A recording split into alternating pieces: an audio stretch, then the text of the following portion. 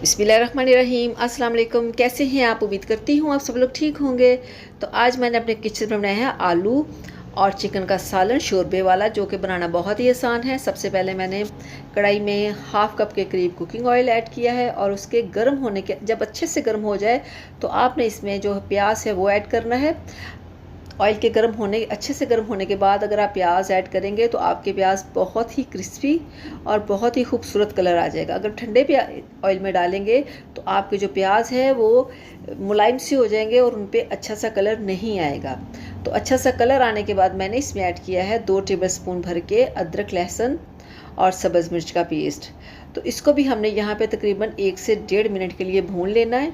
तो आप देख सकते हैं जैसे ही मैंने इसमें अदरक, लहसुन और सब्ज़ मिर्च का पेस्ट ऐड किया है तो ये जो हमारा मसाला है बहुत ही मुलायम हो चुका है, बहुत ही मज़े का बन चुका है। तो इसके बाद यहाँ पे मैं ऐड करूँगी 1 बड़े साइज़ का टमाटर, जिसको मैंने बारीक काट लिया है क्यूब्स की शक्ल में।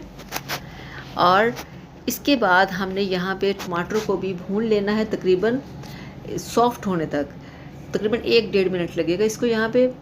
तो नॉर्मल आंच पे इसको हमने यहाँ पे भून लेना है ताकि जो हमारे टमाटर हैं वो सॉफ्ट हो जाएं। तो इसके बाद यहाँ पे ऐड करूँगी मैं 2 बड़ी इलायची और 1 दालचीनी का टुकड़ा।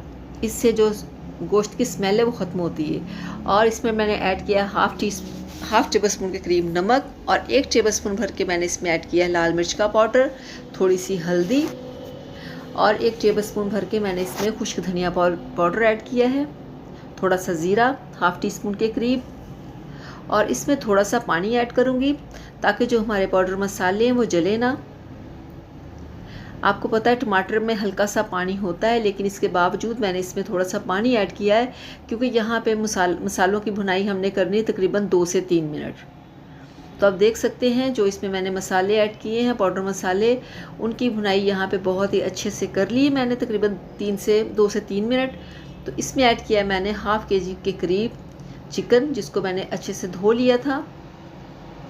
इसको पानी में भिगो के मैंने रख दिया था। थोड़ा सा इसमें मैंने सिरका ऐड किया था, नमक ऐड किया था। उसके बाद मैंने चिकन को धो लिया था।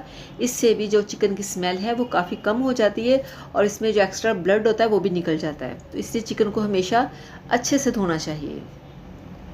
यहाँ पे इसकी हमने भुनाई करनी तकरीबन 5 से 6 मिनट, क्योंकि चिकन आजकल काफ़ी हेल्दी आ रहा है, काफ़ी बड़े साइज़ का। तो इसकी मैंने भुनाई अच्छे से यहाँ पे कर ली है। इसके बाद मैंने इसमें ऐड किया तकरीबन 1.5 पाव के करीब आलू आप अपनी मर्ज़ी के मुताबिक बड़े और छोटे काट सकते हैं। कुछ लोग बहुत बड़े बड़े आलू ऐड करते हैं और मैंने इसमें नॉर्मल साइज़ के आलू को ऐड किया है। बड़े आलू भी अच्छे लगते हैं इसमें शोरबे में। तो इसकी यहाँ पे हमने भुनाई करनी है तकरीबन 2 से 3 मिनट। तो अच्छे से भुनाई करने के बाद मैंने इसमें ऐड किया है पानी।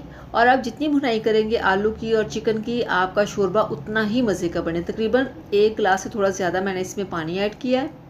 तो इसको भी यहाँ पे हम मिक्स कर लेंगे ताकि जो मसाले वो पानी में अच्छे से हल हो जाएं।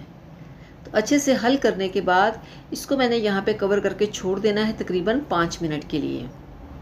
तो 5 मिनट में बहुत ही अच्छे से जो पानी है वो भी थोड़ा सा ड्राई हो जाएगा। तो चलिए चेक करते हैं। बिस्मिल्लाहिर्रहमानिर्रहीम। यहाँ पे 5 से 6 मिनट हो चुके हैं। तो आप देख सकते हैं हमारे शोरबे में बॉयल आ रहे हैं। तो यहाँ पे मैंने ऐड किया इसमें काली मिर्च का पाउडर और साथ ही मैं यहाँ पे ऐड कर दूँगी इसमें सब्ज़ धनिया और सब्ज़ मिर्च। ये बहुत ही अच्छी खुशबू आती है इससे और ये बहुत ही मज़े का लगता है सब्ज़ धनिया और सब्ज़ मिर्च शोरबे के अंदर। तो यहाँ पे इसको मिक्स करेंगे। आप इसको ले सकते हैं पराठे के साथ और चावलों के साथ। तो अगर मेरी रेसिपी पसंद आए तो चैनल को सब्सक्राइब कीजिएगा, वीडियो को लाइक कीजिएगा, दुआओं में याद रखिएगा। अल्लाह हाफिज़।